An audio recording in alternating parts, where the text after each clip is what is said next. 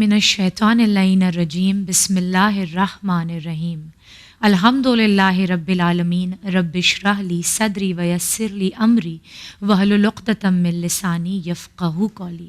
السلام علی الحسین وعلی علی ابن الحسین وعلی اولاد الحسین وعلی اصحاب الحسین. عزیز عزاداران امام، السلام علیکم ورحمۃ اللہ وبرکاتہ.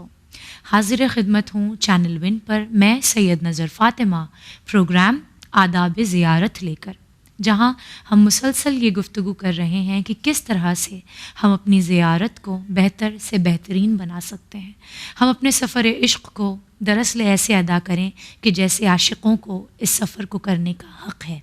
اور اس گفتگو میں آج ہمارا ساتھ دینے کے لیے ہمارے ساتھ موجود ہیں خواہر عزمی زہرا رضوی. السلام علیکم خواہر. وعلیکم السلام ورحمۃ اللہ وبرکاتہ. جزاکم اللہ ہمارے ساتھ یہاں اس گفتگو میں ہمارا ساتھ دینے کے لیے، موجود ہونے کے لیے شکریہ. تو خواہر، جیسا ہم نے بتایا کہ ہمارے اس پروگرام کا مقصد یہ ہے کہ ہم کسی طرح سے اپنے ہر عمل کو جو زیارت کے دوران، زیارت سے پہلے اور زیارت کے لیے ہم کرتے ہیں، وہ کسی طرح سے اتنا بہتر بن جائے کہ بارگاہ معصومین میں قبول ہو جائے. لہٰذا سب سے پہلے ضروری یہ ہے کہ یہ جانا جائے کہ زیارت دراصل ہے کیا. تو آپ یہ بیان کریں کہ زیارت کہتے کسے ہیں؟ اعوذ باللہ من الشیطان اللعین الرجیم بسم اللہ الرحمن الرحیم اللہم صلی علی محمد وآل محمد وعجل فرجہم. زیارت ایک عظیم امر.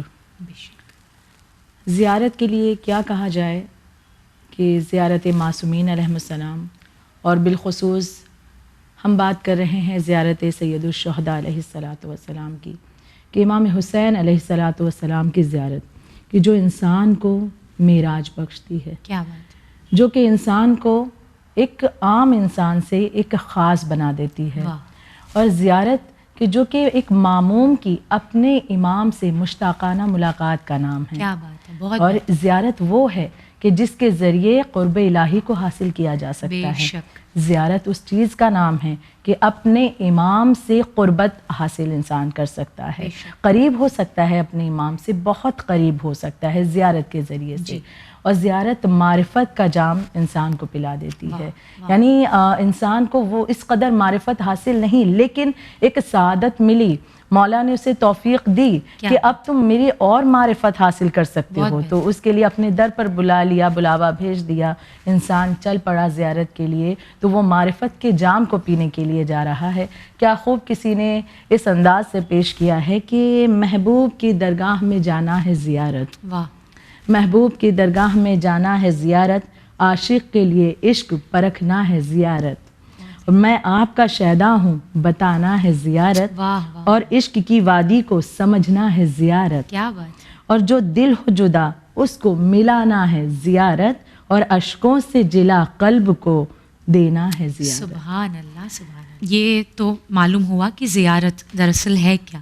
اب جب ہم بات کر رہے ہیں زیارت امام حسین علیہ السلام کی، زیارت ابا عبداللہ کی، تو میں چاہتی ہوں کہ آپ یہاں پر یہ بیان کرنے کے بعد کہ زیارت دراصل ہے کیا، یہ بیان کریں کہ امام حسین علیہ السلام کی بالخصوص جو زیارت اربعین ہے کہ جس کے سلسلے سے ہم گفتگو کر رہے ہیں، اس کی فضیلتیں کیا ہیں، اس کی فضیلت سے متعلق رکھتے ہوئے احادیثوں کو آپ بیان کریں.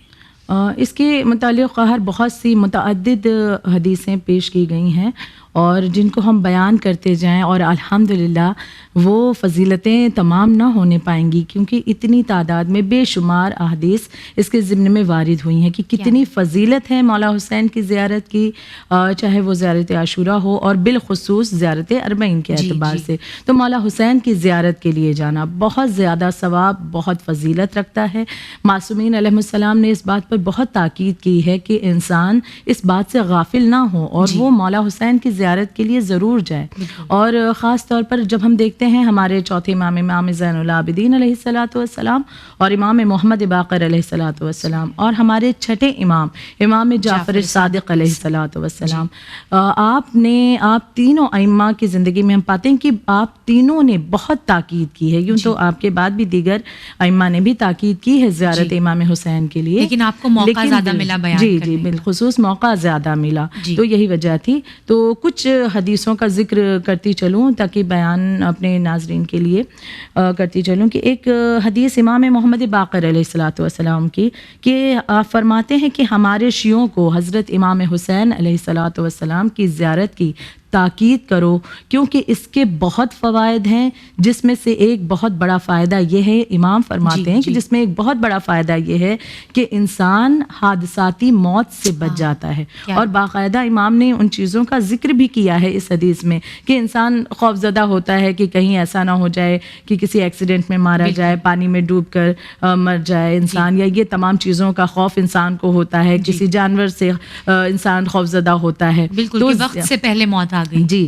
تو زیارت امام حسین کا ایک فائدہ امام فرماتے ہیں، پانچویں امام فرماتے ہیں کہ ایک فائدہ یہ بھی ہے کہ انسان حادثاتی موت سے محفوظ رہتا ہے، جس میں سے چند کا آپ نے ذکر کیا کہ جیسے کہ گھر کے اندر دب کر مرنے سے انسان محفوظ رہتا ہے، پانی میں ڈوبنے سے جو موت ہوتی ہے اس سے انسان محفوظ رہتا ہے، آگ میں جلنے سے ہونے والی موت سے انسان محفوظ رہتا ہے، اور درندوں کے شر سے مر جانا اس کی وجہ سے بھی انسان محفوظ رہتا۔ باقاعدہ امام نے اس بات کی وضاحت کر دی ان باتوں کا ذکر کر کے کہ ان تمام چیزوں سے اگر انسان خوف زدہ ہے تو وہ اگر زیارت حسین پر جائے، جی، اور امام حسین کی زیارت ان تمام تر پریشانیوں سے انسان کو بچا لیتی ہے۔ ہمارے پانچویں امام کی حدیث مبارک ہے، اور ایک دوسری حدیث کا بھی ذکر کرنا چاہوں گی جو کہ ہمارے چھٹے امام امام جعفر صادق علیہ الصلاۃ والسلام نے ارشاد فرمائی کہ جو شخص حضرت کی زیارت کرے گا اس کی حاجتیں پوری ہوں گی، اس کی عمر میں اضافہ ہوگا، اس کی روزی میں اضافہ ہوگا،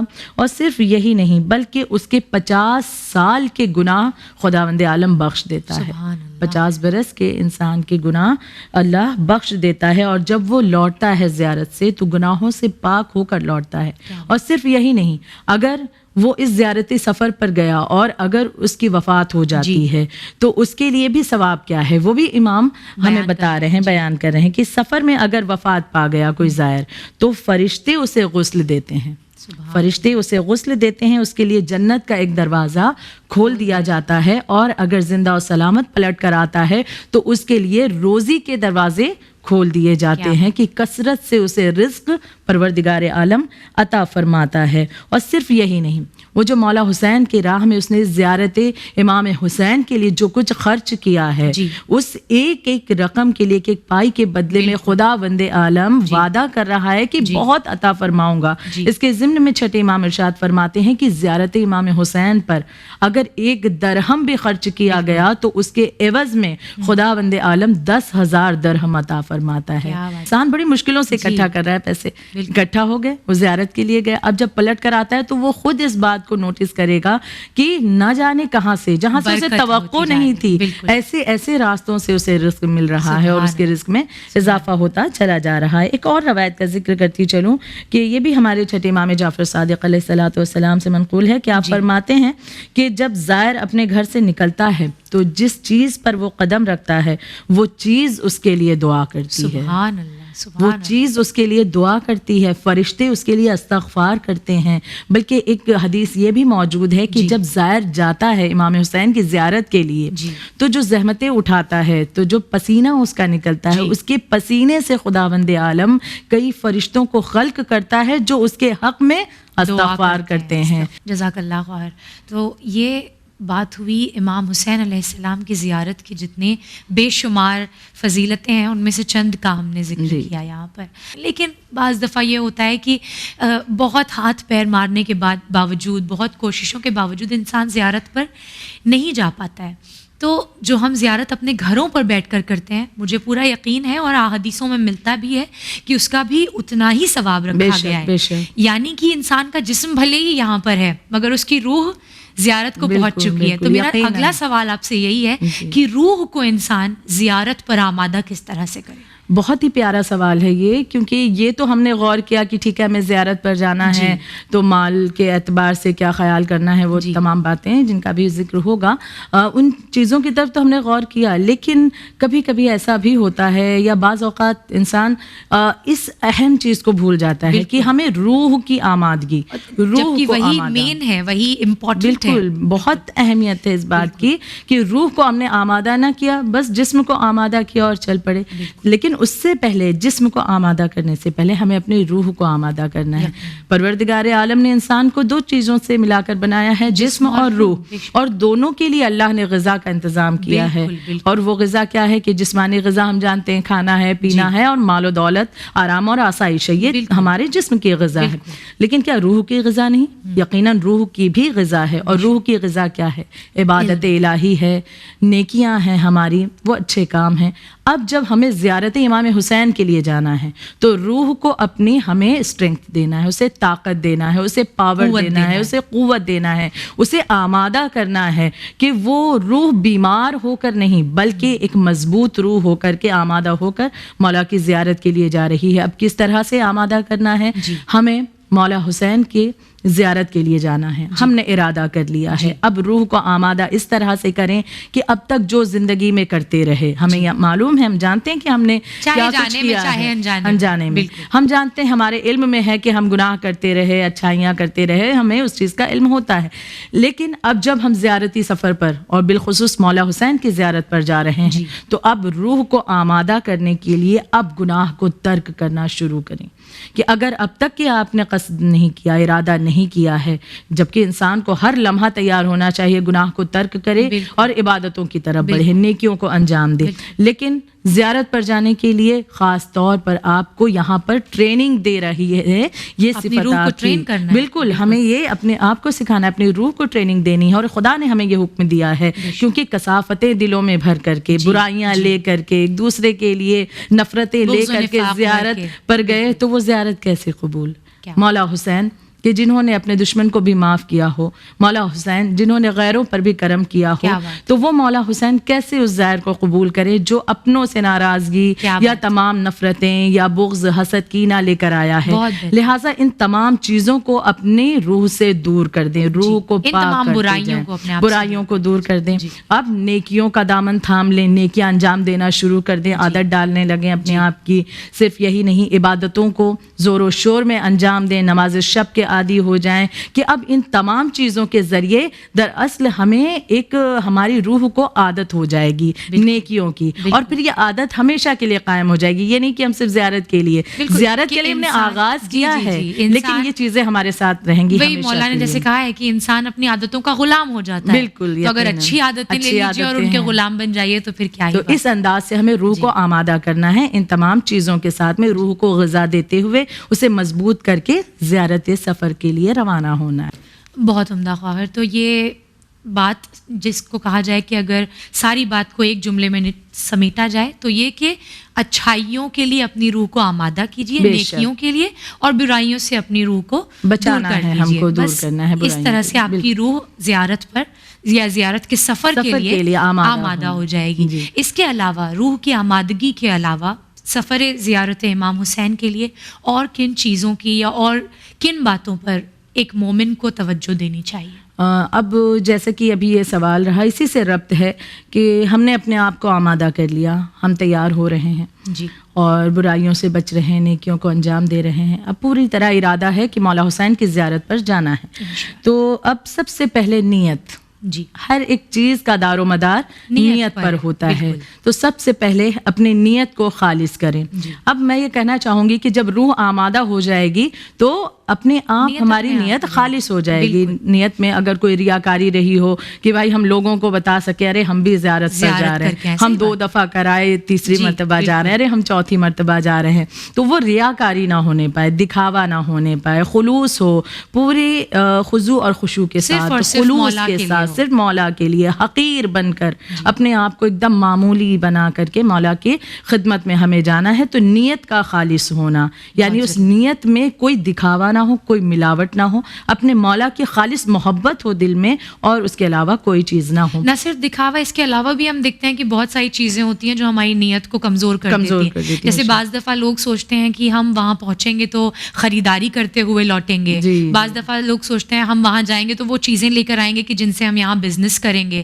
تو یہ ساری چیزیں بہرحال اللہ کے پاس اجر کی کمی نہیں ہے, جی. وہ آپ کو پھر بھی زیارت کا ثواب اور اجر دے گا, لیکن اس سے ہوتا یہ ہے کہ آپ کی نیت کمزور ہو رہی ہے اور نیت بھٹک رہی ہے انسان کی, جی. کہ اس وقت ہمارا پورا فوکس جو ہے وہ زیارت پر نہیں ہے, اور چیزوں کی طرف بھی جا رہا ہے. اچھا یہ کام ٹھیک ہے, ہم وہاں پہنچے اور ہم اپنے جو عزیز و اقربا ہیں وطن میں, جی. ان کے لیے مولا کے در سے, ان کے وطن سے, وہاں پر اس مقام سے کچھ تبرکات لا رہے ہیں, وہ ایک الگ بات ہے. لیکن خاص کر یہ کہ نہیں بھائی یہ چیزیں یہاں نہیں ملتی تو اب وہاں جائیں گے تو شاپنگ کرنی ہے, یا بہترین کھانے کھانے ہیں, یہ تمام چیزیں, بس یہ خیال آنے لگے, ان خیالات سے پرہیز کرنا ہے, ہم کو اپنی نیت کو خالص کر کے جانا ہے. اور دوسری چیز کا ذکر کہ مال بہت اہم رول ہے اس کا, کہ ہم جا رہے ہیں, دور ہیں زیارتی سفر پر, مال تو مال ہمارا کیسا ہے, ہم نے سوچا کہ اس مال کا ہم نے خمس ادا کیا ہے یا نہیں, جی. خمس ادا کر کے پھر ہم اس سفر پر جائیں. یہ نہ ہو کہ خمس ادا نہیں کر رہے, بس یوں ہی اٹھ کر تیار ہو گئے کہ نہیں ٹھیک ہے مولا معاف کر دیں گے. خمس تو واجب ہے, اللہ نے واجب قرار دیا ہے, لہٰذا خمس ادا کر کے جائیں. حلال مال ہونا چاہیے, یہ نہ ہو کہ کسی کا حق غصب کیا ہوا ہو, کسی کی پراپرٹی پر قبضہ کر کے بیٹھ گئے ہیں, یا اس کے ذریعے فائدہ حاصل کر رہے ہیں, کسی کو پریشان کر رہے ہیں, کسی کی مالیت ہم نے چھین لی ہے اور اس کے ذریعے بڑے آرام سے ارادہ کر لیا ہے کہ اب سفر زیارت پر جا رہے ہیں. تو یہ معاملہ نہ ہونے پائے, بلکہ وہ رقم کا حلال ہونا سب سے اہم چیز ہے. بلکہ یہاں پر ایک واقعہ بھی مجھے یاد آ رہا ہے کہ ہمارے 11ویں امام کے زمانے کا, امام حسن عسکری علیہ الصلوۃ والسلام کے دور کا واقعہ, کہ لوگ آپ سے ملنے کے لیے آتے تھے. 12ویں امام چھوٹے تھے اور اکثر دور دور سے لوگ آتے اور کچھ رقم لے کر آتے تحفتاً آپ کی خدمت میں, کہ امام اسے جو ضرورت مند ہیں ان تک پہنچا دیں, ان کی مدد کے لیے کام آ جائے. تو ایک مرتبہ ایک قافلہ چلا اور مالدار لوگ ہیں, کافی رقم لے کر کے کہ امام کی خدمت میں پیش کریں گے تاکہ یہ رقم امام غریبوں میں تقسیم کر دے, لوگوں کو فائدہ پہنچے. راستے میں ان کا گزر ہوا, ایک ضعیفہ نظر آئی. ضعیفہ نے پوچھا کہاں جا رہے ہیں؟ ان لوگوں نے بتایا کہ 11ویں امام کی خدمت میں. اس نے کہا کہ میں ایک غریب عورت ہوں, ایک غریب ضعیفہ ہوں, لیکن میرا بھی دل چاہتا ہے کہ اپنے امام کی خدمت میں کچھ تحفہ نذرانہ بھیجوں, لیکن اس کے پاس کچھ ایسا تھا نہیں. یہ گھر میں جاتی ہے اور ایک کپڑے کا ٹکڑا لے آتی ہے, مثل رومال آپ سمجھ لیجیے, سمجھ لیں. تو وہ رومال اس نے ایک کپڑے کا چھوٹا سا ٹکڑا ان لوگوں کے سپرد کیا اور کہا میری طرف سے امام کی خدمت میں دے دینا. اور یہ لوگ جب پہنچتے ہیں تو امام کی خدمت میں وہ رقم پیش کرتے ہیں. امام کا یہ معمول تھا کہ 12ویں امام کو آگے کرتے تھے, پہچانواتے تھے لوگوں کو کہ یہ میرے بعد تمہارے حجت خدا ہے. لہٰذا اب 12ویں امام آگے بڑھے, اس رقم کو جو یہ لوگوں نے پیش کیا ہے, کچھ رقم کو امام نے قبول کیا اور کچھ رقم کو امام نے ہاتھ بھی نہ لگایا اور کہا کہ اس رقم کی تھیلی کو کھولو. اور جب تھیلی کھلی تو اس میں سے چند سکے امام نے ہاتھ لگا کر الگ کیے اور بقیہ کو چھوا تک نہیں, یہ کہہ کر یہ حرام طریقے سے حاصل ہوئی رقم ہے, اسے میں ہاتھ بھی نہیں لگا سکتا.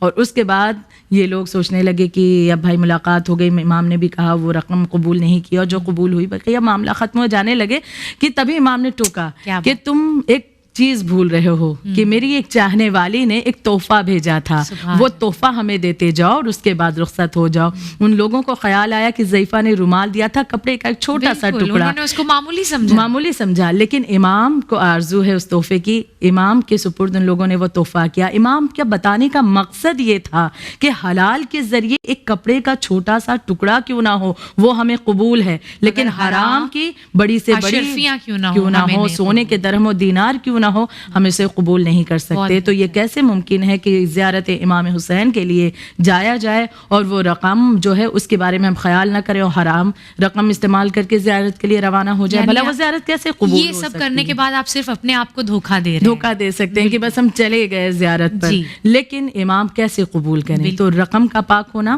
حلال ہونا بے حد ضروری ہے. اگلی چیز کا ذکر کرنا چاہوں گی کہ والدین سے اجازت لیں. ہم اس دنیا میں بڑے سے بڑے کام کر گزرتے ہیں, اجازت لینا بھی والدین کی ضروری نہیں سمجھتے ہیں. اور والدین جبکہ ان کا بڑا بلند مقام ہے, بلکہ اس بات کی تاکید کی گئی ہے اسلام میں کہ گھر کے ایسے چھوٹے چھوٹے کام جو لگتے ہیں غیر ضروری, اس میں بھی والدین سے رائے لو تاکہ ان کو یہ احساس ہو کہ ہماری اہمیت ہے, ہماری ویلیو ہمارے بچے سمجھتے ہیں. تو زیارتی سفر کے لیے جانا ہے تو امام چاہتے ہیں کہ اپنے والدین سے اجازت لو. بہت سے ایسے واقعات موجود ہیں کہ اپنے والدین سے بغیر اجازت لیے، یا والدین بیمار تھے اور کچھ لوگ امام کی خدمت میں پہنچے تو امام نے ان لوگوں کو پلٹایا کہ والدین بیمار تھے اور تم میری خدمت میں کیوں آئے. تو لہٰذا ان تمام چیزوں کا خیال کریں. ایسا نہ ہو کہ ہمارے جانے کے بعد والدین خدا نہ کرے بیمار ہوں تو ان کا کوئی خیال کرنے والا نہ ہو، ان کی دیکھ بھال کرنے والا نہ ہو، یا آپ کے والدین آپ سے ناراض ہوں اور انہیں ناراض کر کے ہم چل دیے امام کو راضی کرنے کے لیے. تو یہ نہ ہونے پائے. پہلے والدین کو تو راضی کریں پھر امام کہیں راضی ہو پائیں گے. کیسے ممکن ہے کہ والدین روتے رہیں، ناراض رہیں اور آپ امام کو راضی کرنے جو دراصل ان کی محبت کا مظہر ہمارے پاس ہے. بالکل. جب ہم ان کی نہیں قدر کر پا رہے ہیں تو پھر امام کیسے یقین کریں کہ ہم ان کی قدر و قیمت جانتے ہیں. بالکل. یقیناً ایک شخص ایسے ہی امام کی خدمت میں پہنچا اور واقعہ بہت تفصیل سے ہے لیکن میں بس مختصر مثال دینا چاہوں گی کہ ایک شخص تھا جو کہ اپنے والدین کو کندھوں پر اٹھا کر امام کی زیارت کے لیے لے جایا کرتا تھا. تو امام نے اسے یہ شرف عطا فرمایا کہ مولا خود جالی سے باہر آ کر، روضے سے باہر آ کر اسے اپنی زیارت کا شرف دیتے تھے. یعنی امام کی شہادت کے کئی سالوں بعد بھی یہ معاملہ ہوا ہے کہ امام اسے پسند کرتے ہیں جو اپنے والدین کی خدمت اور اطاعت گزاری کرتا ہے. تو والدین سے اجازت لے کر انہیں راضی کر کے پھر اس سفر پر روانہ ہو. اگلی چیز ہے حق برادری ادا کی جائے کہ ان باتوں کا خیال رکھا جائے کہ ہمارے عزیز و اقربا میں سے کوئی ناراض تو نہیں ہے.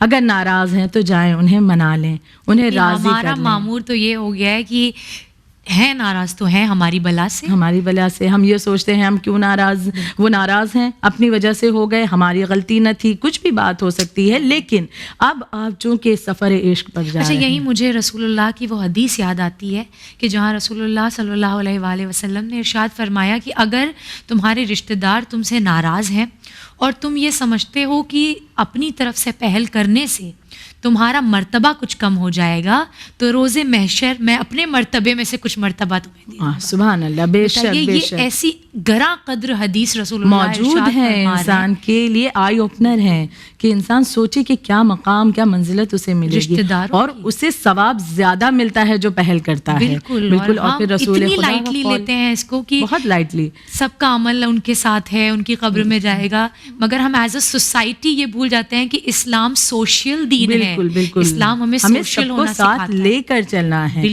زیارتی سفر پر ہم جا رہے ہیں مولا حسین کی زیارت کے لیے، حق برادر ادا کر کے جائیں. جو ناراض ہیں انہیں منا لیں، جو ہم سے کسی بات پر بھی روٹھ گئے ہیں جائیں آگے، آپ پہل کر لیں، بڑھ کر آگے جائیں، انہیں منا لیں. یہ تمام آپ اپنی طرف سے حجت تمام کریں، ماننا نہ ماننا ان کے وہ آگے کے کیا مسئلے ہوتے ہیں وہ خدا پر چھوڑ دیں، لیکن آپ اپنی طرف سے پہل کر کے اس معاملے کے لیے آگے بڑھیں.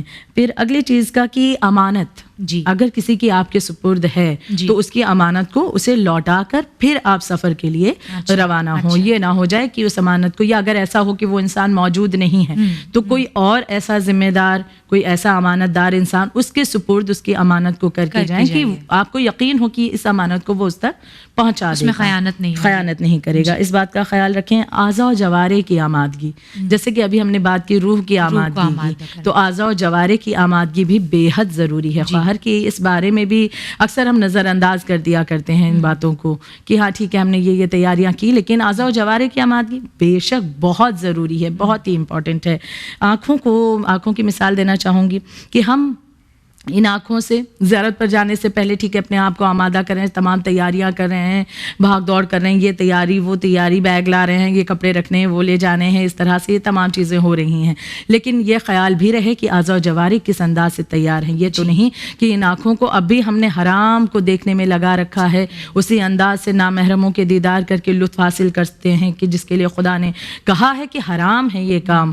تو لہٰذا یہ تو نہیں، کیا غلط باتوں کو یا کچھ ایسی غلط چیزوں کو تو نہیں دیکھ رہے. تو کیسے ہوگا یہ ممکن کہ جن آنکھوں سے حرام انجام دے رہے ہیں ان آنکھوں سے جب مولا حسین کے روضے مبارک پر پہنچیں گے کیسے آپ گریہ کر سکیں گے؟ آنسو کیسے آئیں گے؟ دل کیسے پسیجے گا جبکہ ان آنکھوں میں حرام نے اپنا ڈیرا جما رکھا ہے؟ تو ان چیزوں کو ہٹائیں تاکہ آپ کی یہ آنکھیں بھی آمادہ ہو اس دیدار کے لیے، مولا کے روضے کے دیدار کے لیے.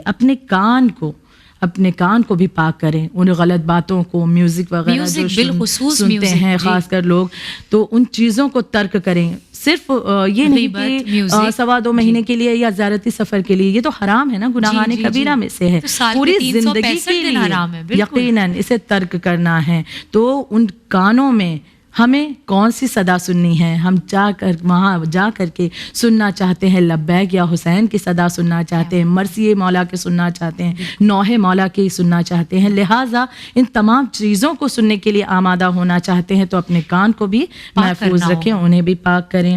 اپنے ہاتھ پیر کو گناہوں سے پاک رکھیں کہ یہ بھی گناہوں میں ملوث نہ ہو, تاکہ جب مولا کے روضے مبارک کے لیے چل پڑے ہیں تو قدم ہمارے ڈگمگانے نہ پائیں, ہاتھ ہمارے تھر تھرانے نہ پائیں, بلکہ مولا کے روضے کی جالی کو مس کر سکیں, مولا کے روضے کی طرف بڑھ سکیں. تو اپنے اعضاء و جوارح سے بھی اپنے آپ کو آمادہ کرنا ہوگا. بے شک ان تمام چیزوں کا اور ان تمام باتوں کا خیال رکھنا بہت ضروری ہے.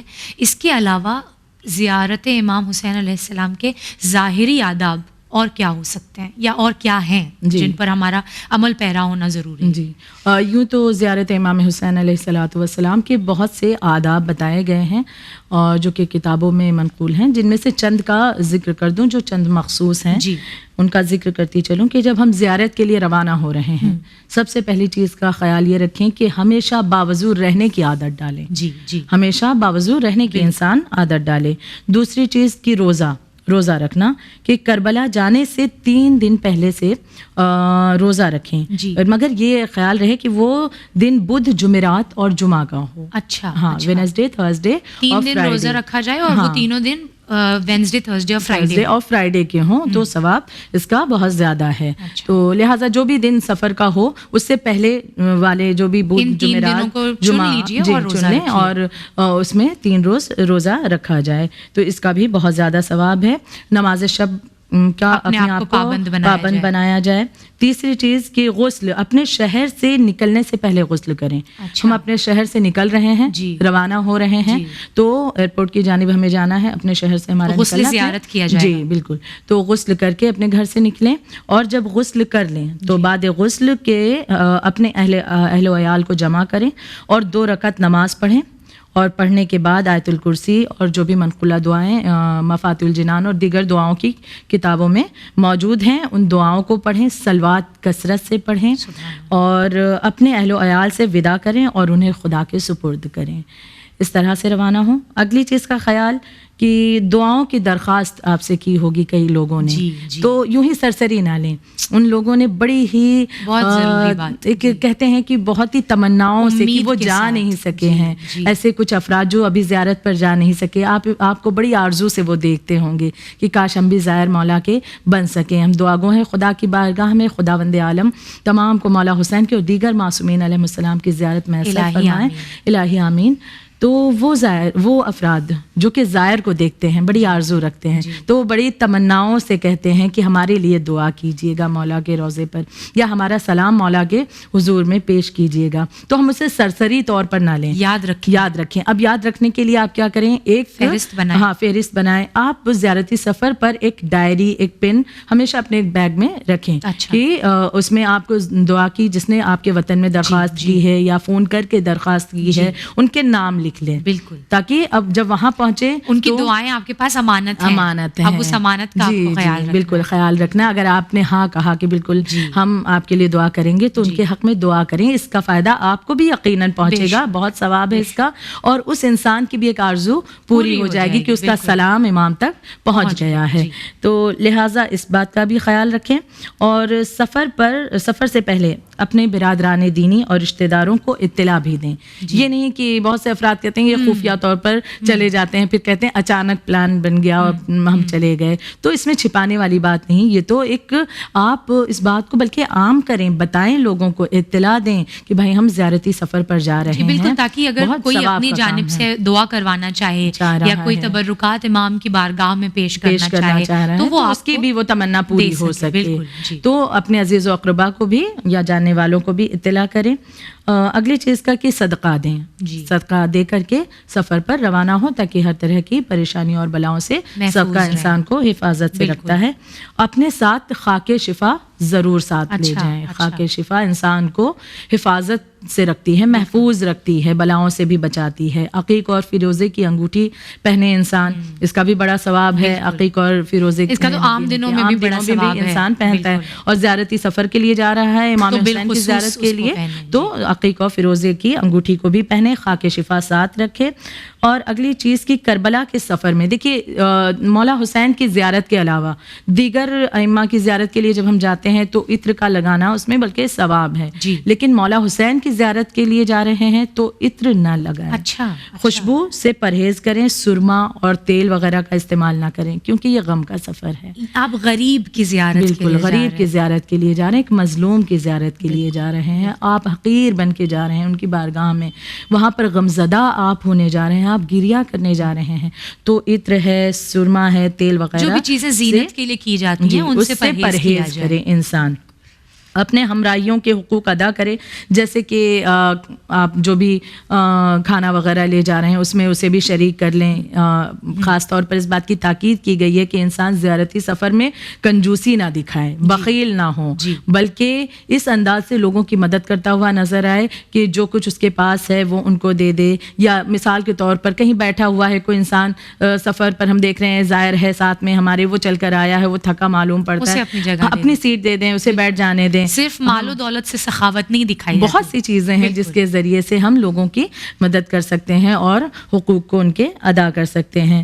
اور اختلاف کو چھپانا چاہیے. اگر ہمیں کسی سے کوئی ناراضگی ہے سفر میں, کوئی کسی بھی وجہ سے کوئی بات انبن ہو گئی, لیکن جھگڑا لڑائی کا ماحول نہ رکھیں. کوئی اختلاف ہے درگزر کریں, نظر انداز کر دیں اس باتوں کو. اور اچھا اخلاق سب سے اہم چیز. زیارتی سفر پر انسان کا اخلاق بہت معنی رکھتا ہے. اپنے اخلاق کو بہتر سے بہترین بنائیں. ایک دوسرے کی مدد کرنا, یہ تمام چیزیں اخلاق کے ضمن میں آ رہی ہیں, تو اپنے اخلاق کو اور بھی بہتر بنایا جائے. اس کے علاوہ ضعیف اور کمزوروں کی مدد کریں. اس بات کو دیکھیں کہ اگر ہمیں ہمارے جسم میں قوت ہے تو ہم دوسروں کی مدد کرنے کے لائق ہیں, اس قابل ہیں. تو کوئی ضعیف ہے, کوئی کمزور ہے تو ان کی ہیلپ کر دیں, ان کا سامان اٹھانے میں مدد کر دیں, یا وہ چلنے میں انہیں پریشانی انہیں سپورٹ کر دیں, سہارا دے دیں. یا وہ تھک چکے ہیں, ہم سائے میں بیٹھے ہوئے ہیں, وہ دھوپ میں ہیں, تو انہیں اس جگہ پر بٹھا دیں, خود دھوپ میں بھلے ہم کھڑے رہنا گوارا کر لیں. یہ چھوٹی چھوٹی باتیں جو زیارت کے ثواب کو اور زیادہ بڑھا دیتی ہیں, اور آداب زیارت میں ان باتوں کا شمار ہوتا ہے. اور اگلی چیز کی ہنسی مذاق اور فضول باتوں سے بے حد اس بات کا خیال کرنا ہے کہ ہنسی مذاق سے پرہیز کرنا ہے, فضول باتوں سے پرہیز کرنا ہے, کیونکہ آپ ایک عبادت کے لیے جا رہے ہیں. جیسے ہم نے اپنے پچھلے ایپیسوڈ میں خواہر تفسیر کے ساتھ ذکر کیا تھا اس بات کا کہ زیارت کا سفر رسمن نہیں ادا ہونا چاہیے. یہ ہنسنا, باتیں کرنا اس بات کو دکھاتا ہے کہ ہم اس کو رسمن کر رہے ہیں. بالکل. تو اگلی چیز کی قسم کھانے سے بچنا. ویسے بھی خدا پسند نہیں کرتا جو انسان بات بات پر قسم کھاتا ہے. اور زیارتی سفر میں بھی اس بات کا بے حد خیال رکھیں کہ کوئی بات کو اپنی ثابت کرنے کے لیے قسم نہ کھائیں. اس بات کا خیال رکھنا ہے انسان کو. حرام سے پرہیز کرنا ہے. حرام سے کیسے, جیسے کہ پچھلے جواب میں ذکر ہوا کہ زبان, ناک وغیرہ ان کے بھی اپنے آپ کو محفوظ رکھنا ہے. کہ بہت مجمع ہوتا ہے, مرد اور عورت تمام تر افراد ہوتے ہیں, تو یہ نہ ہو کہ ہماری نگاہیں نامحرموں پہ پڑھ رہی ہیں, یا کسی طرح کے کوئی ایسی غلط بات نہ ہونے پائے. تو لہٰذا ان چیزوں سے بھی بچنا ہے. دوسروں کے کوئی عیب نظر بھی آ جائیں تو انہیں چھپائیں, انہیں لوگوں کے سامنے عیاں نہ کریں, ان کو چھپایا جائے. لہٰذا بس آخر میں یہ کہنا چاہوں گی کہ یوں تو بہت سے آداب ہیں, لیکن چند کا ذکر کیا ہے کہ آخر میں بس یہ کہ زیارتی سفر امام حسین علیہ الصلوۃ والسلام کا جو سفر ہے, زیارت پر ہم جو روانہ ہو رہے ہیں, اسے سیر و تفریح کے لیے اسے نہ بنائیں. یہ کوئی سیر و تفریح کا سفر نہیں, ایک غریب, ایک مظلوم کے محبت میں کربلا کے سارے مناظر آپ کی نظروں کے سامنے, آپ کے ذہنوں میں ہونا چاہیے. تو ہر لمحہ, سب سے اہم چیز, ہر لمحہ غمگین رہیں. ہر لمحہ اپنے آپ کو غمزدہ رکھیں, غمگین رکھیں, کہ گویا آپ کو اس غم کا ہر لمحہ احساس ہے جو مولا حسین پر کربلا میں گزری ہے. تو یقیناً پروردگار عالم ان تمام آداب کا جب ہم نے خیال رکھا تو ایک کوشش ہماری رہتی ہے, امید ہم لگاتے ہیں کہ خدا ہماری زیارت کو قبول کرے گا. جزاکم اللہ خیر, بہت بہت شکریہ آپ کا. آپ نے کم الفاظ میں بہت بڑے ذمہ داریوں کو یہاں پر ادا کر دیا کہ جو ہمیں سفر عشق میں, سفر زیارت امام حسین میں خیال رکھنا بہت ضروری ہے. بے شک. عزیزان محترم, پروردگار عالم سے دعا گو ہیں کہ وہ ہمیں توفیق دے کہ ہم ان تمام باتوں پر عمل پیرا ہو سکیں, اپنی تمام کوششیں کریں کہ ان میں سے کوئی بھی بات چھٹنے نہ پائے. جتنی بھی چیزیں ہم نے سنی ہیں یا جتنی بھی چیزیں ہم نے پڑھی ہیں زیارت کے متعلق، ان تمام چیزوں پر ہم عمل کر سکیں خالص نیت کے ساتھ، تاکہ پروردگار عالم ہماری اس زیارت کو نہ صرف قبول فرمائے بلکہ ہمارا شمار عزاداران امام حسین علیہ السلام میں کرے اور ہمیں توفیق دے کہ ہم بارہا اس سفر عشق کو طے کر سکیں. انشاءاللہ ہم دوبارہ حاضر ہوں گے. دیکھنا مت بھولیے گا آداب زیارت چینل ون پر. تب تک میں سید نظر فاطمہ لیتی ہوں آپ تمام سے وداع. دیکھتے رہیے چینل ون. فی امان اللہ.